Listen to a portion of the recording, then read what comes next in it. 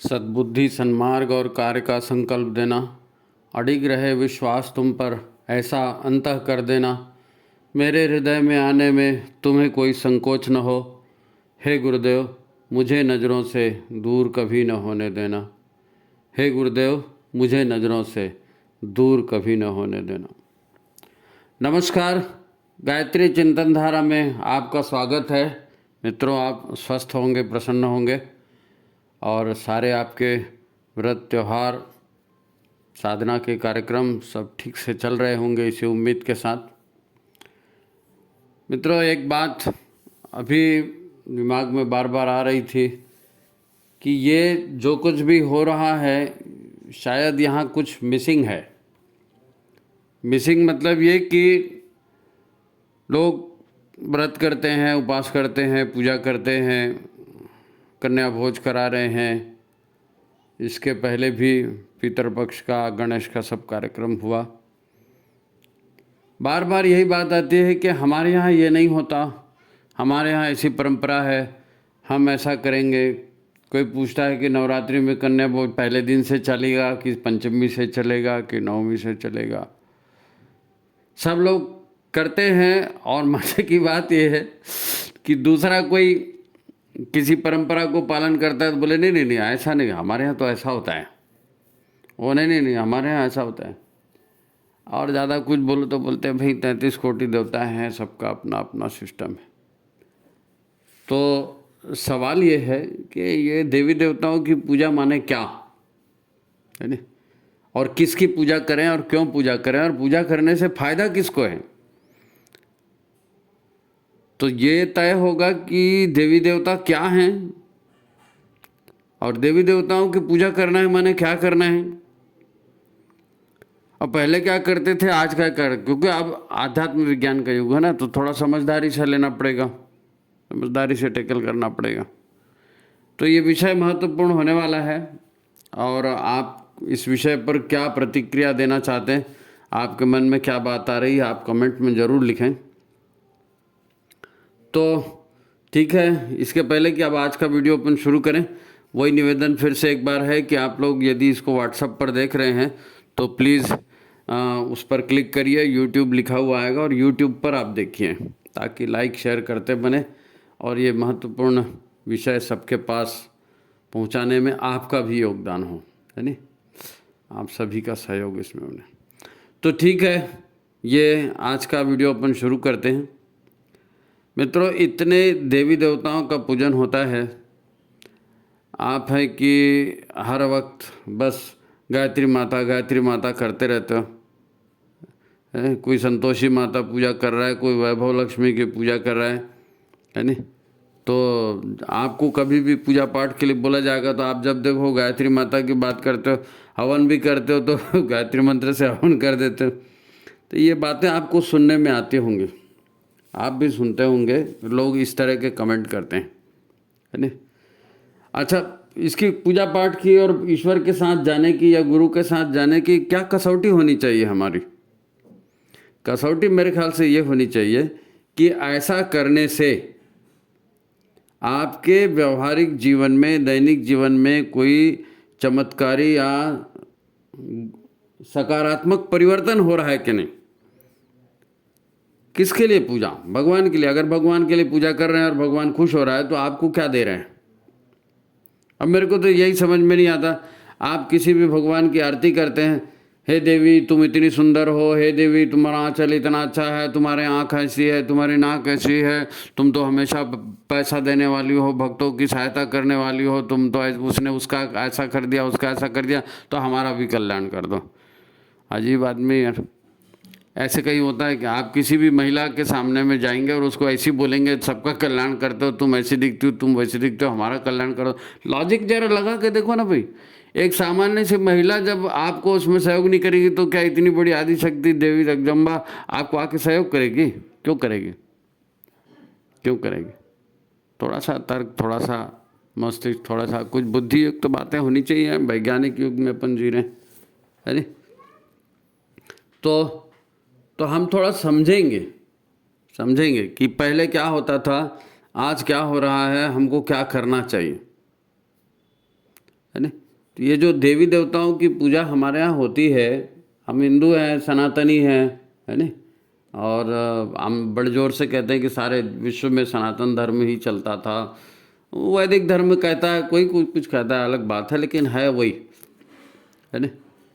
और आज भी हमारे यहाँ आप देखो, देवी देवताओं की पूजा पर हम लोग जाते हैं, तो आज हमारे यहाँ किन की पूजा करते हैं हम, वो अलग अलग किसी के पर्सनल देवता हैं, वो बात अलग है। क्योंकि हम जब पूजा करते हैं ना, तो माता पितृ चरण कमलेभ्यो नमः, कुल देवताभ्यो नमः, इष्ट देवताभ्यो नमः, ग्राम देवताभ्यो नमः, स्थान देवताभ्यो, वो हम सभी को देवता मानते हैं और उनकी पूजा करते हैं। हमको उसमें कोई आपत्ति नहीं कौन किसकी पूजा कर रहा है, लेकिन समझने के लिए एक मोटा मोटी बात कि आज जिन देवी देवताओं का मुख्य रूप से पूजन कर रहे हैं, उसमें एक है हनुमान जी, है ना, उनके मंदिर शायद सबसे ज़्यादा होंगे। राम भगवान है, कृष्ण भगवान है, दुर्गा माता है, शीतला माता है, काली माता है, लक्ष्मी जी हैं, सरस्वती जी, बहुत सारे, है ना। तो इनका पूजन अभी कर रहे हैं। अब स्वरूप क्या है, नवरात्रि आ गई, जन्माष्टमी आ गई, गणेश जी आ गए, तो लोग अपने घर से कपड़े लत्ते पहन के पूजा पाठ का सामग्री लेके जाते जाते किसी हलवाई की दुकान से मिठाई लेकर के, नारियल लेके, अगरबत्ती फूल लेके सब वहाँ पहुँच जाते हैं और वहाँ चढ़ावा देते हैं और फिर प्रसाद खाते हैं और आ जाते हैं। हो गया भगवान खुश। क्या हो रहा है भाई, पहले ऐसा नहीं होता था। पहले कैसा होता था उसको अपन देखेंगे, है ना। क्योंकि हम आज सही कर रहे हैं कि नहीं कर रहे हैं ये कौन देखेगा भाई, और दूसरे का कहना तो कोई मानेगा नहीं ना। तो आत्मचिंतन करके अपने हिसाब से उसको सोचना चाहिए। अच्छा, आप खुद सोच के देखो, रामायण में राम भगवान कौन से मंदिर जाते थे, या महाभारत में कृष्ण भगवान कौन से मंदिर जाते थे, किसी मंदिर में जाते थे? उसमें कहीं मंदिरों का उल्लेख नहीं आता रामायण महाभारत में, जहाँ तक मेरी जानकारी है। और आता भी होगा तो इतना ज़्यादा कहीं पर नहीं दिखता जैसे आज गल्लो गली मंदिर दिख रहे हैं। नहीं था उस समय उस ढंग की पूजा नहीं की जाती थी। हिंदू तो उस समय भी थे, अरे सनातन धर्म तो बहुत प्राचीन है ना। हमारे पूर्वज तो वही थे, राम और कृष्ण को हम आज देवता मानते हैं, लेकिन उसको क्या कहते हैं, अवतारी चेतना भी कहते हैं।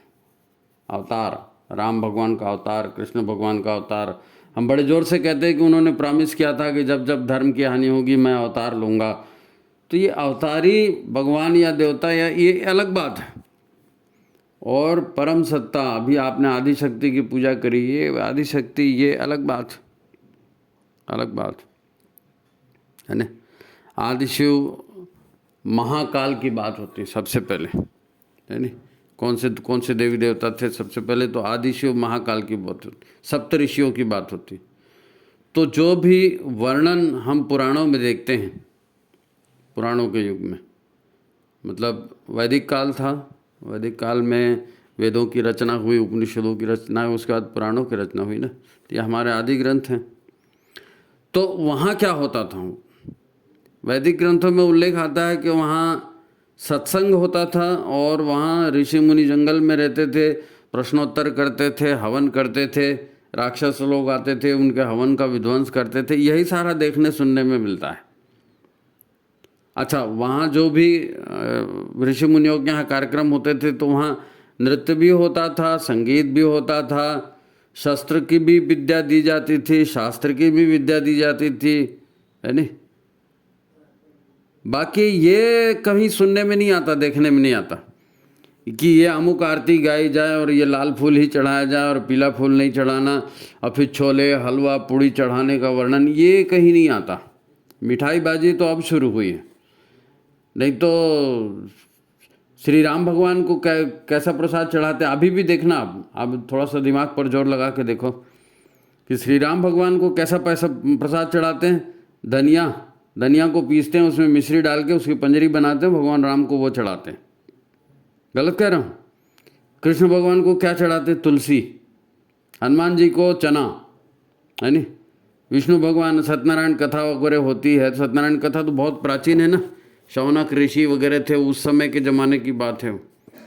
तो उस समय तो ईश्वर को सत्य का स्वरूप मान करके सत्य आचरण की बात करते थे, सत्य नारायण, सत्य का व्रत लेने की बात करते थे कि हम जीवन में सत्य का व्रत लेंगे। और उनको क्या उनका प्रसाद रहता था, उनको भी वही पंजरी रहती थी और पंचामृत, तो उसमें दूध, दही, मिश्री, शहद, तुलसी पत्ता ये सब डाल के देते थे प्रसाद। मैं बता रहा हूँ उस समय देवताओं को आप क्या प्रसाद चढ़ाते थे और आज क्या चढ़ा रहे हो। थोड़ा सा कहाँ जा रहे हैं ये देखने के लिए थोड़ा कंपेयर करना पड़ेगा ना, थोड़ा कंपेयर करना पड़ेगा। देखो जहाँ पर भी देवी की बात आती है तो जवारे की बात आती है, गेहूं का जवारा लगाया जाता है। तो गेहूं का एक तरफ आप देवी को आदि शक्ति बोल रहे हो, एक बार अखंड ज्योत जलाने की बात कर रहे हो, तो अखंड ज्योत, ज्ञान की ज्योत, करुणा की ज्योत हृदय में जलनी चाहिए। ये जवारा जो है जीवनदायी है, ग्रीन ब्लड है, इसका उपयोग भक्तों को करना चाहिए।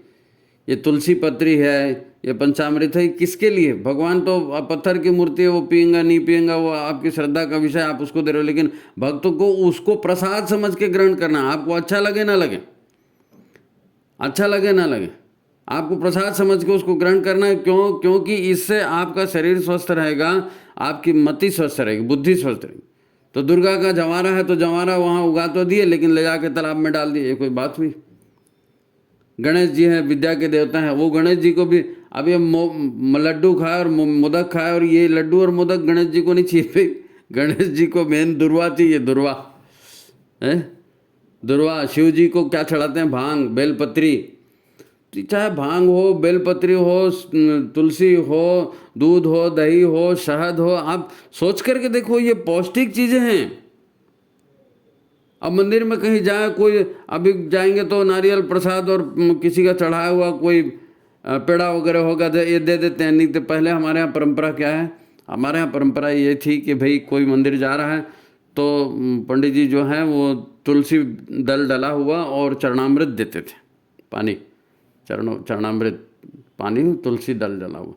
ये हमारी परंपरा है। ये परंपरा इस बात के लिए है कि हे श्रद्धालु, हे भक्त, तुम आए हो तो तुम स्वस्थ रहो, निरोग रहो, इसके लिए वो प्रसाद दिया जाता था,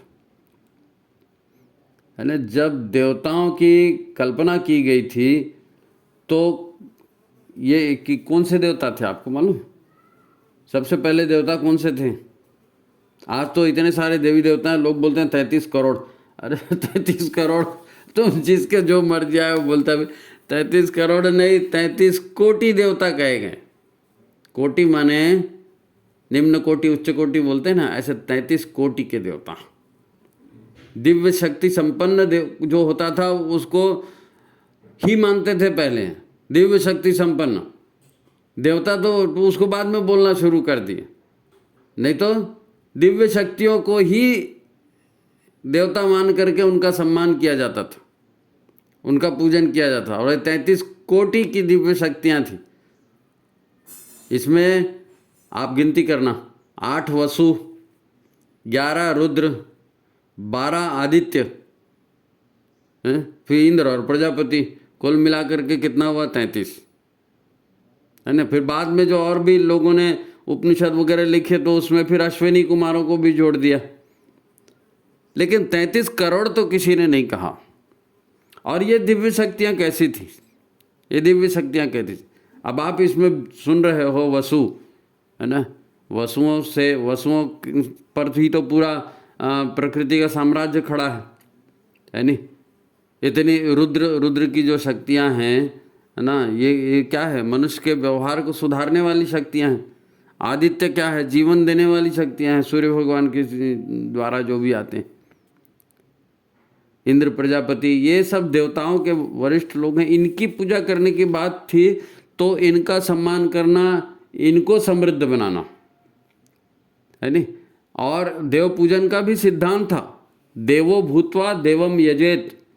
यदि भगवान की पूजा करनी है तो आपको भी दिव्य देवत्व धारण करना पड़ेगा।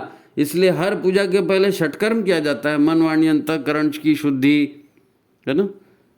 ऐसा थोड़ी है मंदिर गए भाई वो रेशम की साड़ी पहने की, नहीं, वो भगवान को लाल साड़ी, ये भगवान को पीली साड़ी, और ये धोती और फुल पैंट। अरे यार, ये सब नहीं है भाई। वैज्ञानिक युग में इस तरह का अंधविश्वास पालोगे भाई बिल्ली बिल्ली को जब तक ढकोगे नहीं तो सत्यनारायण कथा नहीं होगी, ये कोई तौर तरीका है क्या? थोड़ा सा सोच समझ करके जब मेहनत कर ही रहे हो, पैसा खर्चा कर ही रहे हो, तो थोड़ा सा दिमाग लगा करके काम करें ना भाई, दिमाग लगा के काम करें। जो हमें जन्म देता है, जो हमें जीवन देता है, जिससे पर्यावरण बना है, जिससे जल आता है, जो हमें धारण करते, इन सबको देवता कहा गया। कलश का पूजन करते हैं तो इसमें यही सारी बातें आती ना, यही सारे बातें आती। फिर इनका सम्मान करना मतलब जल को संरक्षित रखेंगे, वृक्षों को संरक्षित रखेंगे, वायु को शुद्ध रखेंगे। अब ये बेल और तुलसी और ये तुम्हारा जवारा और इन सब का उपयोग करेंगे तो अल्टीमेटली इसका रिजल्ट क्या है? इसका रिजल्ट यही है कि जो साधक है, जो सनातन धर्मी सदस्य है, जो भगवान की पूजा कर रहा है, वो शरीर से अच्छा बने, मन से अच्छा बने। शरीर और मन से अच्छा बनेगा तब तो बात बनेगी ना भाई। अभी मिठाई आप चढ़ा रहे हो, पूजा पाठ कर रहे हो, ये मंत्र वो श्लोक, वो मंत्र वो श्लोक, बड़ा कन्फ्यूज़न होता है इसमें, बहुत कन्फ्यूज़न होता है। आप इस कन्फ्यूज़न में मत पड़ो, ये वीडियो इसीलिए बनाए जा रहे हैं। देखो, दो तरह की पूजाएं होती हैं, दो तरह की पूजा होती है ना। एक पूजा वो होती है जो शुद्ध सात्विक लोग आत्मशोधन के लिए करते हैं। उसमें अगर ठीक है देवताओं की स्तुति है या जो भी पूजन के कर्मकांड है, तो उसमें बहुत ज़्यादा रिस्क या खतरे वाली बात नहीं रहती, श्रद्धा समर्पण वाली बात होती है नहीं। गृहस्थ लोग पूजा करते हैं, अपने घर में अपन लोग पूजा करते हैं, शुद्धता पवित्रता का ख्याल रखते हैं और उसमें कोई रिस्क वाली बात नहीं रहती। और दूसरी जो है ये पूजा करते हैं, ये थोड़ी शैतानी वाली पूजा है। शैतानी मतलब शॉर्टकट वाली तांत्रिक पूजा। अब आप जाएंगे पूजा का सामान देना भाई, अब उसमें वो पीली सरसों डाल के दे रहा है, काले तिल डाल के दे रहा है और दुनिया भर का और नहीं मालूम क्या क्या डाल देते हैं।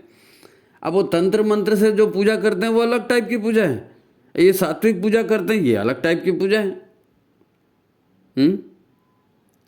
अब किसी को कुछ मालूम तो नहीं। अभी मैं नवरात्रि में गए थे एक जगह हवन करने, तो आज कौन सी देवी, आज कालरात्रि है, नहीं आज ब्रह्मचारी नहीं है, नहीं आज शैलपुत्री है। अरे यार तुमको क्या मालूम कालरात्रि क्या है, शैलपुत्री क्या है, ब्रह्मचारिणी क्या है, कुछ मालूम है? देवी क्या है यही तो भी मालूम है क्या? देवता क्या है ये तो भी मालूम है क्या? कुछ नहीं मालूम। बस आंख मूंद करके कि नहीं हमको तो 14 मंदिर में जाना है, हमारा संकल्प है, हम 14 मंदिर में जाएंगे। अरे तुम 150 मंदिरों में जाओ, अपने घर मंदिर बनाओ ना भाई, 24 घंटे उसी की संगत में रहो, भगवान तुम्हारा भला करेगा, हम मना थोड़ी कर रहे हैं। तो थोड़ा सा दिमाग भी तो लगा लो भाई, क्या करना चाहिए, कैसे करना चाहिए। देखो, जब हमने पहले कहा ना आपको कि राम और कृष्ण के ज़माने में कोई मंदिर नहीं होते थे। पहले जो मंदिर, जब मंदिर की कल्पना की गई तो उस समय क्या कल्पना की गई आपको मालूम? मंदिर बनना बहुत बाद में शुरू हुआ है। पहले तो यही बात थी कि दिव्य शक्तियों के उपस्थिति में रहा जाए, अपने को निरोग रखा जाए, अपनी आत्मा को प्रसन्न रखा जाए। क्योंकि हमारा जो धर्म है, जिसको हिंदू धर्म कहते हैं, सनातन धर्म कहते हैं, ये इसका बेस ये मूर्तियाँ थोड़ी है, इसका बेस ये मूर्तियाँ नहीं। हमारे उसका बेस क्या है? हमारे तीन बातें मुख्य हैं, आप नोट करके रख लेना। एक तो है कि ये ईश्वर है, हम ईश्वरवादी लोग, हम ईश्वर है बोलते हैं, क्योंकि ये संरचना, ये पूरा ब्रह्मांड जिसने जो भी क्रिएटर है, जिसने भी ये दुनिया बनाई है वो है, हम भी हैं। ये नदी पहाड़ पर्वत ये सब हम देख रहे हैं ना, हमको सहयोग दे रहे हैं, हमको माता पिता हमको सहयोग दे रहे हैं, ये सारा पर्यावरण से हमको जीवन मिल रहा है, तो हम ये देख रहे हैं, ये है। उसके बाद दूसरा, अगर हम नदी को उजाड़ रहे हैं, तालाब को उजाड़ रहे हैं, वृक्षों को उजाड़ रहे हैं, दारू पी रहे हैं, दंगे कर रहे हैं, फलाने कर रहे हैं, उल्टे सीधे कुछ भी काम कर रहे हैं, तो क्या होगा? हम दूसरे का भी जीवन खराब करेंगे, खुद का भी जीवन खराब करेंगे, मारपीट हो जाएगी, दंगे फसाद हो जाएंगे, लड़ाइयों का पूरा इतिहास है। मेरा अहंकार, मेरी बात चलनी चाहिए, इसी से झगड़ा होता था ना। तो फिर कर्मों के फल की बात आई कि ईश्वर है और ये संसार कर्मों के फल से चल रहा है। तो जैसे कर्म करेंगे, जैसे कर्म, उस पर भी शोध हुई कि शरीर से कर्म करना है, मन से कर्म करना है, क्या क्या चीज़ें हैं वो प्रभावित करती हैं, फिर ये कर्मों के संस्कार डिपॉजिट होते हैं, ये उस पर शोध है। ये पूरा वैज्ञानिक धर्म सनातन धर्म है, तो ये ऐसी वैज्ञानिक थोड़ी है जी। एक एक सूक्ष्म गतिविधियों को देखा गया है। हम किसके आधार पर जीवन चलाते हैं? ईश्वर है, ईश्वर ने सृष्टि बनाई है, और ये सृष्टि मन, वाणी और कर्म से जो भी किया जाता है उसी के आधार पर परिणाम देने वाली है। और ये परिणाम अगर तुरंत नहीं भी मिले तो ये डिपॉजिट होंगे, और ये फिर अगले जन्म में तक आपका रहेंगे, 7 जन्मों तक, और जब तक जन्म चलते रहेगा आप पिछले कर्मों का फल भोगते रहेंगे। यानी आत्मा है और वो पुनर्जन्म लेती है। ईश्वर है, कर्मफल मिलते हैं, आत्मा पुनर्जन्म लेती है। ये शोध है वैज्ञानिकों का, ऋषियों का, आदिम जमाने का ये शोध है। और उस समय उसी ढंग से जिया जाता था। ऋषि लोग एक साथ बैठते थे तब बातचीत होती थी, आपस में चर्चा करते थे, तो वहाँ मुद्दा आता था। मित्रों, वैदिक काल में जो है किस तरह के चिंतन होता था, विद्वान कैसे बैठ के चर्चा करते थे। एक उपनिषद है, उसको कहते हैं प्रश्नोपनिषद, यानी एक उपनिषद है, वो कठ, महर्षि कठ ने लिखा था। ईशकेन, ईशकेन, ईशकेन माने ईश्वर कैसा है, कौन है, ईशकेन उपनिषद है नी। और जीवन कैसे चलता है, मरण कैसे चलता है, इसके ऊपर लोगों ने शोध किया था। अब वो शोध लोगों को बताना था। यम निचिकेता संवाद, निचिकेता, यम, निचिता के पिताजी उसको जो है वो मौत के देवता को दे देते हैं, यम को, और यम और निचिकेता का संवाद, तो वो बराबर ये प्रश्न होता है कि जीवन क्या है, मृत्यु क्या है। तो ये सारी चीज़ें जो हैं ये आंखें खोलने वाली हैं, अच्छे अच्छों को हिला देने वाली हैं। इस तरह की चर्चाएं होती थी, और उसी के आधार पर यह बात निकली थी कि ईश्वर है, कर्म का फल है और कर्मों का फल है। उसके बाद में अगर इस जन्म में नहीं हुआ तो पिछला अगला जन्म है। तो सवाल यही बात आती है कि फिर व्यक्ति को अगर इन दुखों से बचाना है तो क्या किया जाए। आपको मालूम है, सबसे पहले, अगर मेरे जहाँ तक जानकारी में, हो सकता है मैं गलत हूँ, लेकिन मेरी जहाँ तक जानकारी है, जब हम सत्यनारायण कथा करते हैं तो उसमें प्रसंग आता है कि एक बार शौनकादि ऋषि बैठे थे और चर्चा चल रही थी। तो उसमें एक ऋषि कहते हैं कि भाई नारद जी जो है वो जाते हैं और विष्णु भगवान से कहते हैं कि हे विष्णु भगवान, मैं सारे संसार में घूम के आया और प्राणी तरह तरह के दुष्कर्म करके सब जो हैं दुख भोग रहे हैं, कष्ट भोग रहे हैं। तो ये दुख और कष्ट भोग रहे हैं, ये इनकी चिंता किसने की? ऋषियों ने की। और किससे प्रश्न कर रहे हैं? प्रश्न कर रहे हैं विष्णु भगवान से, कि लोग तरह तरह के पाप कर्म करके धरती पर नरक जैसा जीवन जी रहे हैं। तो आज भी वही हो रहा है ना, आज भी हो रहा है। तो उसको फिर विष्णु भगवान ने क्या कहा? विष्णु भगवान ने उनको कहा कि उनसे जा कर के कहो कि वो सत्य का व्रत लें। सत्य ही नारायण है, सत्य ही परमात्मा है, सत्य ही उनकी रक्षा करेगा, सत्य ही धर्म है। धर्म पर चलेंगे तो धर्म उनकी रक्षा करेगा। तब तो सत्यनारायण बन गए। सत्यनारायण का व्रत चल रहा है ना। अब वो लोग कहाँ से कहाँ पहुँच गए बात। अच्छा, सत्यनारायण का था, हाँ वो लीलावती कलावती ना, हाँ ठीक है, ओ प्रसाद मिलेगा तो बुला लेना। जब जब ऐसे दुरावस्था आते हैं, दुरादिन आते हैं, तो भाव भी खत्म हो जाता है, श्रद्धा भावना भी खत्म हो जाती है, और हम दिमाग भी लगाना बंद कर देते हैं ना। तो आदि काल में, प्राचीन काल में ऐसे कोई देवी देवता नहीं थे। 33 कोटि के जीवन देने वाली दिव्य शक्तियों को देवता कहते थे। उसमें सूर्य देवता है, चंद्र देवता है, नदी देवता है, वृक्ष देवता है, ये सारे ये देवता थे। इनकी पूजा, इनको वर्धन करना, इनको वर्धन करना। यज्ञ में क्या हो जाता था? यज्ञ का मेन क्या है उद्देश्य? यज्ञ किसको कहते हैं? देव शक्तियों को पुष्ट बनाना। देव शक्तियों को आप पुष्ट बनाएंगे तो आप, देव शक्तियाँ आपको पुष्ट बनाएंगे। पर्यावरण अच्छा रहेगा, पानी अच्छा रहेगा, वायु अच्छा रहेगी, तो आप भी अच्छे रहेंगे।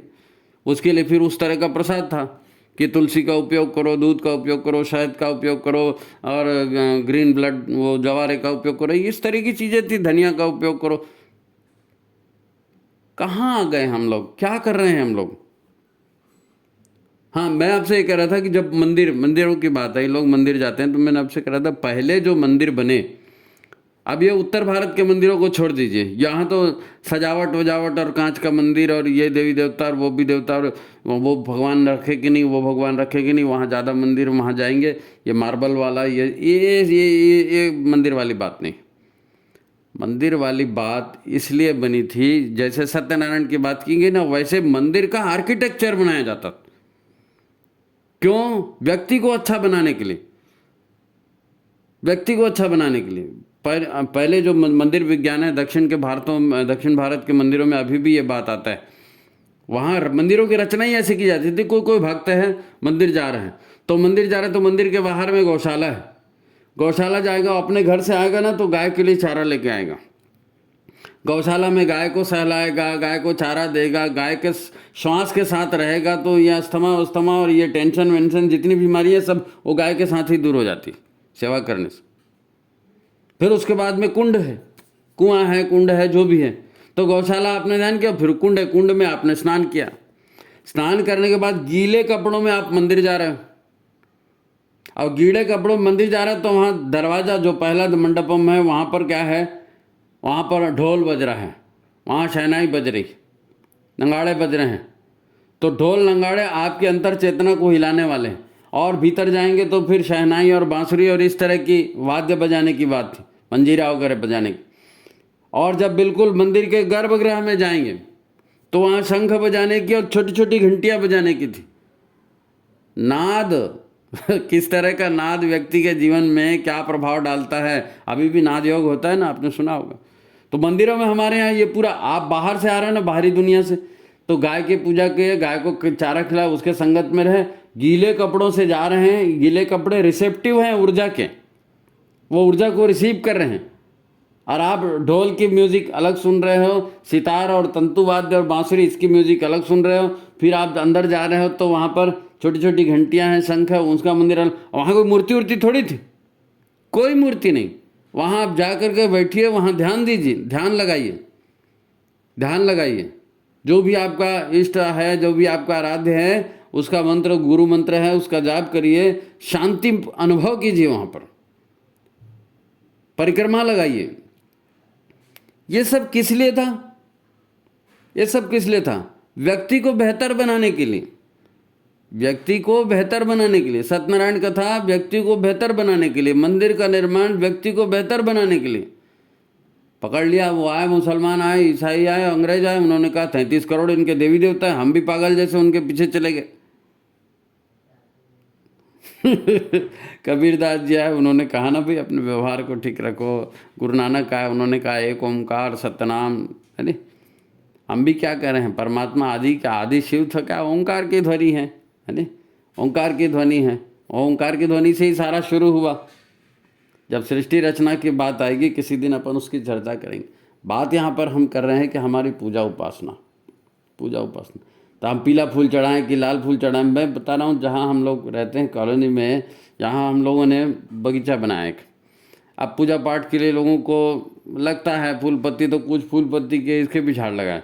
आज 12 साल हो गया यहाँ पे, 4 बेल के पेड़ पौधे लगाए थे, 4 बेल के पौधे, और कोई भी बेल का पौधा जो है, 3 तो उसमें से दो तो पूरे तरह से मर गए, एक बिल्कुल छोटा सा बचा है, 8 इंच 10 इंच से ऊपर उठ ही नहीं पाया, और एक है वो 2-2.5 फीट का हुआ है।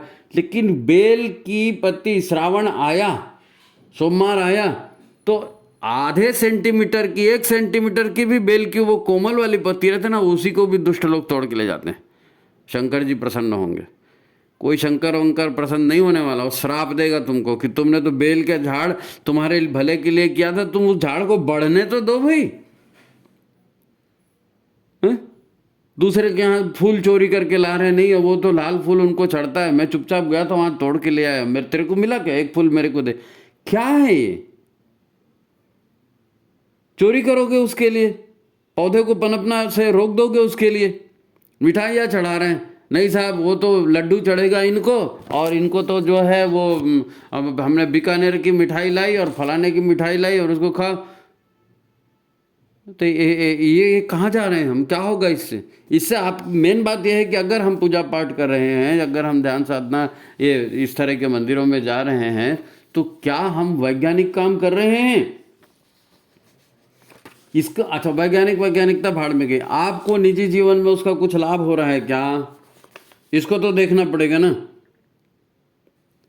गृहस्थी पर बोलेगा कौन, गृहस्थी को संभालना है, कैसे संभालोगे, लड़ झगड़ पड़ते हैं उसी के लिए।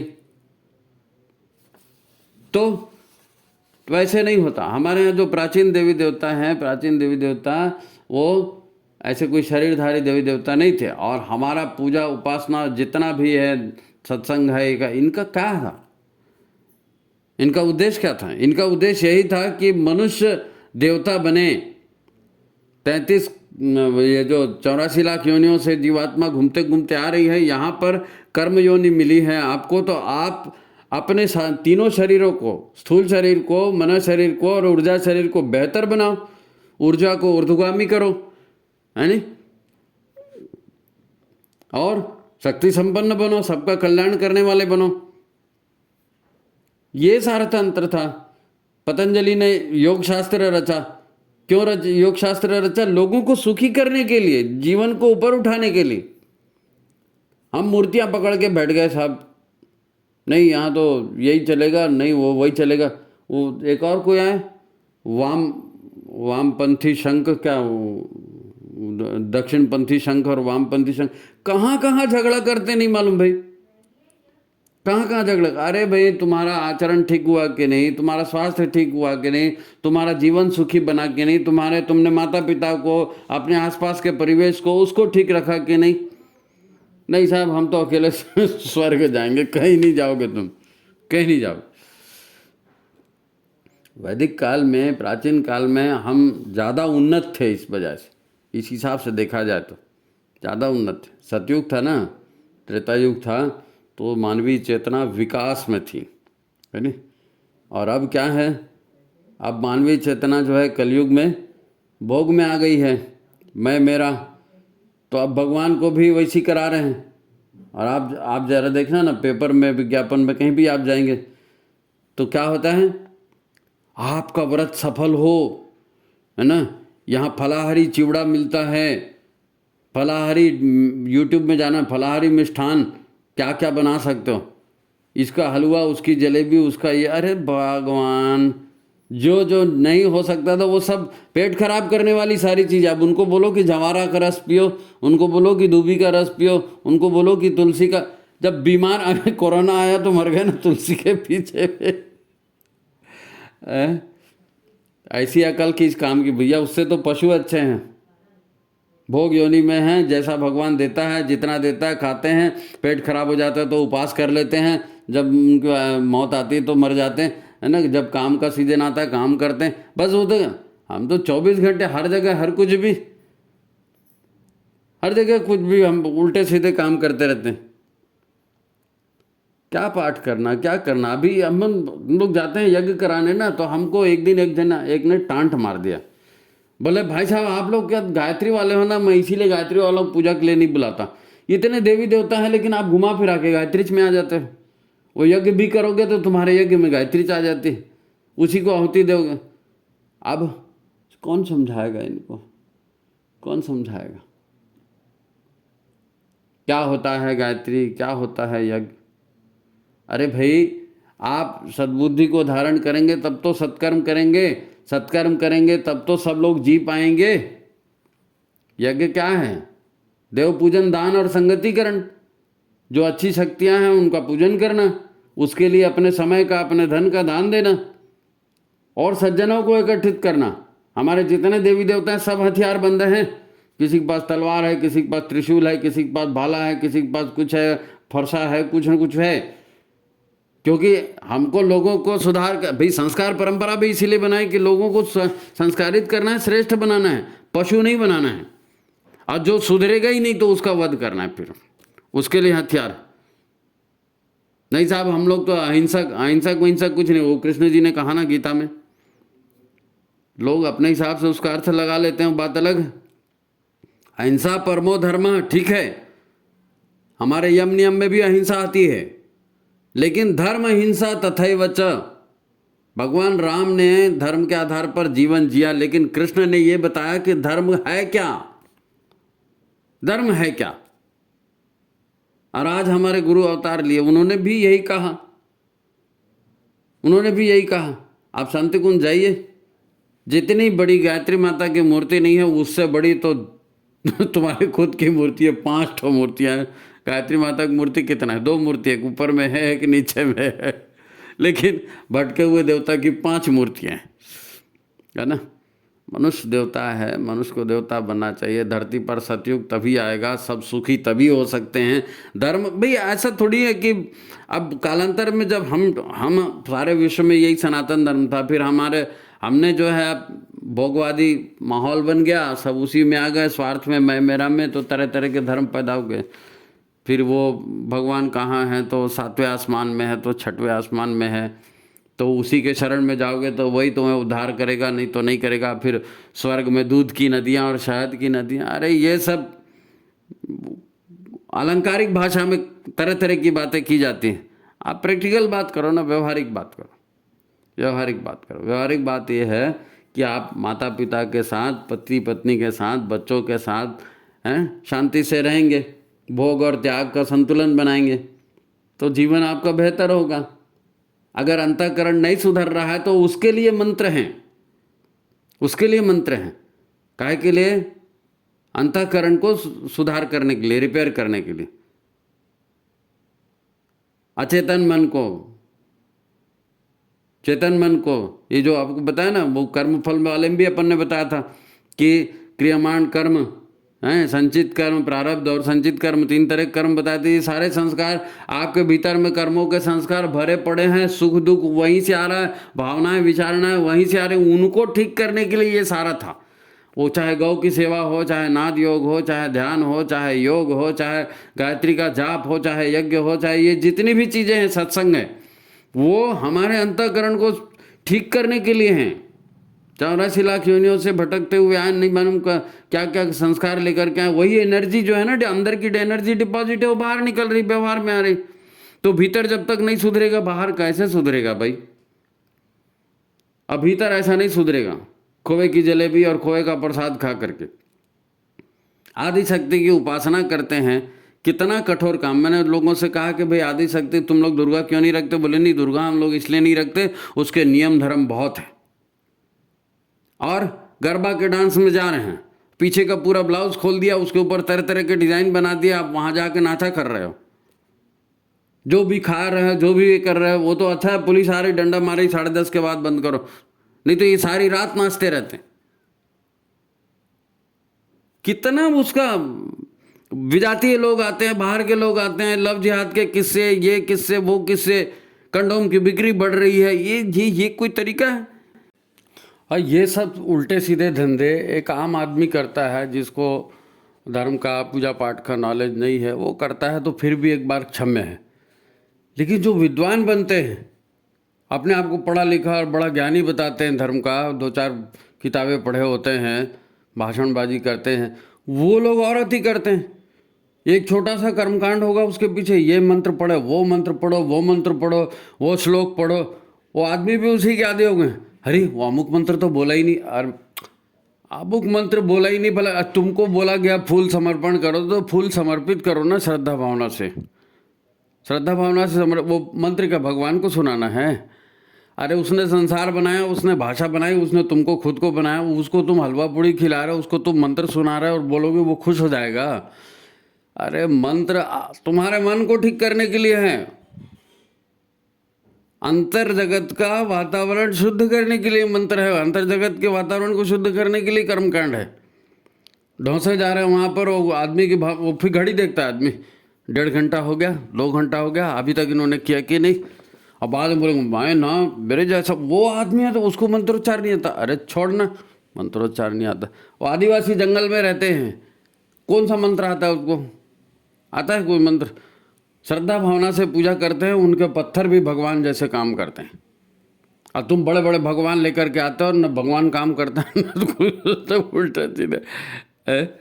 खैर छोड़ो, लंबा हो जाएगा। हम बात कर रहे थे कस्मिन देवाय हविषा विधेम, है ना, किस देव को हम भविष्य दें, है ना, किस देव की हम पूजा करें, है ना, किस देव की पूजा करें। ये समझना निहायत ज़रूरी है। अगर नहीं समझे तब तो मनुष्य जीवन ही व्यर्थ हो जाएगा। मनुष्य जीवन ही व्यर्थ है, क्योंकि आपका जो एनर्जी सोर्स है, जहाँ से आपको एनर्जी मिलनी, ऊर्जा मिलनी है, आपको यही नहीं मालूम। तो आप ऊर्जावान बनेंगे तब तो आगे काम चलेगा ना, नहीं तो वहीं चक्री घूमते रहेगी, कोलू का बैल। पुनरपि जन्म पुनरपि मरणम करते रहो, है ना। लेकिन ये विषय ऐसा है कि चलते फिरते, खाते पीते, आराम करते या टीवी देखते हुए, है ना, आप इसकी गहराई को माप नहीं सकते। ये इतना सहज समझ में आने वाला नहीं है। उसको सहज समझने के लिए मनोभूमि तैयार करनी पड़ेगी, है ना। जब मनोभूमि बनेगी, मन बात को स्वीकार करने के लायक बनेगा, तब वो चीज़ आपके समझ में आएगी। मन ही अनुमति नहीं देगा समझने की, तो आप तो देखते ही अरे छोड़ना, बहुत देखे बोल को वहीं बंद कर दोगे, है नी। शास्त्र कहते हैं कि शांत स्थिर अवस्था में, वो मंत्र है ना, ध्यानावस्थित तद्गतेन मनसा पश्यन्त्यम योगिनम। योगियों ने शांत स्थिर और ध्यान की अवस्था में उसको देखा। पश्यन्त्यम योगिनम, किसको देखा? उस परम चेतना के प्रभाव को देखा। ध्यानावस्थित तद्गतेन मनसा। ऐसे चलते फिरते समझ में आने वाली कोई हल्की मुल्की चीज़ तो है नहीं, है ना। आपको निरंजन आरती का वो मंत्र याद है ना, ध्यानावस्थित तद्गतेन मनसा पश्यन्त्यम योगिनम यस्यांतन्न विदुसुरासुरगणा देवाय तस्मै नमः। उसके बिना आरती नहीं होती, है ना। ध्यान की अवस्था में सुर असुर सभी के अंतःकरण में जो सत्य उद्घाटित होता है, उस दिव्य शक्ति को मैं नमन करता हूँ। तब हमें किसका पूजन करना चाहिए? कुछ समझा? नहीं। इसे समझने के लिए शुद्ध पवित्र होना, शुद्ध पवित्र अवस्था में रहना और फिर ध्यान करना, ये बेसिक बातें हैं। अगर ये नहीं होगी तो वाकई समझ में आएगा भी नहीं। ये कोई ऐसा हमने भाषण दे दिया और आपने सुन लिया और समझ लिया, ऐसा नहीं है। उसकी गहराई पकड़ने के लिए पात्रता बनानी पड़ेगी थोड़ी सी। जन सामान्य को समझाना है तो आप ये कह सकते हैं कि जो शक्ति या जो दिव्य देव शक्ति, है ना, हमारे जीवन को चलाती है, उससे हम प्रार्थना कर रहे हैं कि भाई यज्ञ रूप हमारे जीवन को बना दे। वही आदि शक्ति पूजन के योग्य है, जो हमें श्रेष्ठ बना दे, हमारे पावर को बढ़ा दे, हमारे जीवन को सरल बना दे, सुखी बना दे। और स्पष्ट रूप से ऐसा समझें,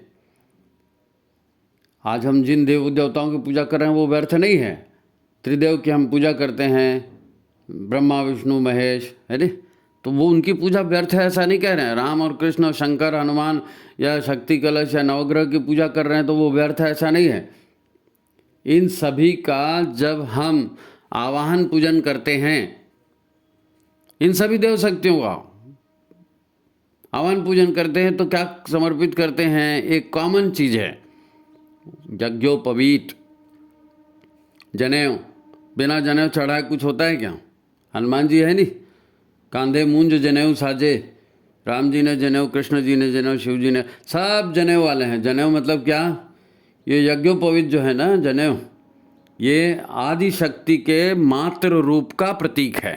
आदि शक्ति मतलब जब केवल भगवान था और कुछ नहीं था, केवल भगवान था और कुछ नहीं था, तो जो पहली शक्ति जो प्रकट हुई, है ना, वो आदि शक्ति, पहली शक्ति जो प्रकट हुई वो आदि शक्ति।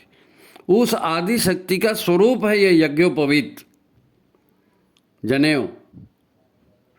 ये वही आदि शक्ति है जिससे सरस्वती, लक्ष्मी और काली स्वरूप जो शक्ति धाराएं उत्पन्न हुई। ये शक्ति धाराएं आदि शक्ति से उत्पन्न हुई, है ना। मातृशक्ति जिनका पूजन करते हैं ना, अभी भी बंगाल वगैरह में देखना आप, खाली दुर्गा है ना, दुर्गा नहीं बिठाते, सरस्वती, लक्ष्मी, काली सबको बिठाते हैं वहाँ पे, गणेश जी को बिठाते हैं वहाँ पे। ये सब आदि शक्ति की शक्ति धाराएं हैं, इनसे शक्ति हुई, फिर इन्हीं से सब ग्रह नक्षत्र ब्रह्मांड सब बने।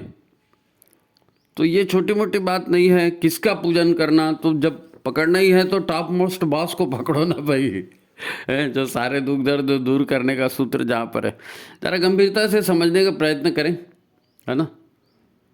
विश्वोद्गते कारणम ईश्वरम वा तस्मै नमो विघ्न विनाशनाय। इस विश्व ब्रह्मांड के लिए जो कारण स्वरूप है, विश्व ब्रह्मांड के लिए जो कारण स्वरूप है, जिसकी वजह से ये ब्रह्मांड बना है, तस्मै नमो विघ्न विनाशनाय, उसका हम नमन करें। वही हमारे विघ्नों का विनाश करेगा, वही हमारे दुखों का विनाश करेगा, वही हमें उन्नति सन्मार्ग के रास्ते पर ले जाएगा। विश्वोद्गते कारण ईश्वरम वा तस्मै नमो विघ्न विनाशनाय। सारे वेद वेदांत यही संदेश देते हैं, सारे वेदांत यही संदेश। और एक बात याद रखना कि ये मंत्रोच्चार वो उनके लिए नहीं है, भगवान के लिए। भगवान को नहीं सुनाना है, मंत्रोच्चार खुद के लिए है। तो चुने हुए मंत्र बोलिए, प्रभावी मंत्र बोलिए, और उस मंत्र के साथ अपनी भावनाओं का योग भी कीजिए। परिवर्तन भगवान में नहीं लाना है। जिस मूर्ति की आप पूजा कर रहे हो उसमें प्राण प्रतिष्ठा कौन करता है? बिना प्राण प्रतिष्ठा के तो वो पत्थर मिट्टी है ना। तो ये सब ऊर्जा का खेल है, दिव्य ऊर्जा। वो ऊर्जा हमारे भीतर भी है, हम उस ऊर्जा को प्रखर करने के लिए ये बात करें, है नहीं। इस चराचर ब्रह्म का जो कारण तत्व है, मूल तत्व है, वही ईश्वर है, वही परम तत्व है, वही परम चैतन्य तत्व है। उसी की इच्छा से ओंकार नाद हो रहा है, उसी परम तत्व की इच्छा से ओंकार नाद हो रहा है नहीं। उसी ओंकार नाद की शक्ति त्रिपदा गायत्री है, उसी ओंकार नाद की शक्ति त्रिपदा गायत्री है। इसी को आदि शक्ति कहते हैं। यहीं से सारी शक्ति धाराएं निकली है नहीं। ये त्रिपदा शक्ति सत रज तम गुणों की जन्मदात्री है। भगवान तो निर्गुण निराकार है ना, तो ये शक्ति से, आदि शक्ति से सतरज तम तीनों गुण बने हैं, पंचभूत प्रकृति बनी है, मूल तत्व है ना। इसी से सारे ग्रह नक्षत्र ब्रह्मांड बने हैं, गतिमान है। 33 कोटि देवता इसी आदि शक्ति के विस्तार का रूप हैं, जिनका हम पूजन करते हैं। तो कुछ समझे? नहीं समझे? बार बार सुनो इसको, है ना। देखो, बात शब्दों के द्वारा तो बताई जा सकती है, परंतु आपको उसको अनुभव करना पड़ेगा। और ये अनुभव ऐसा सहज होगा नहीं, इसके लिए गुरु बनाना पड़ता है। गुरु ही है जो ईश्वर से आपका परिचय कराता है नहीं। ईश्वर से परिचय कराता है, इसीलिए गुरु को जो है ईश्वर से महान माना गया है, क्योंकि गुरु ही है जो ईश्वर से परिचय कराता है। तो आप गुरु बनाइए, आप दीक्षा लीजिए, गुरु मंत्र का जाप कीजिए, समझिए, शांत हो जाइए। बाहर के नेत्र बाहरी संसार को दिखाते हैं, अंतर जगत में आपको पूरा संसार मिलेगा। तब समझ में आएगा कि किसकी पूजा करनी है। कस्मिन देवाय हविषा विधेम।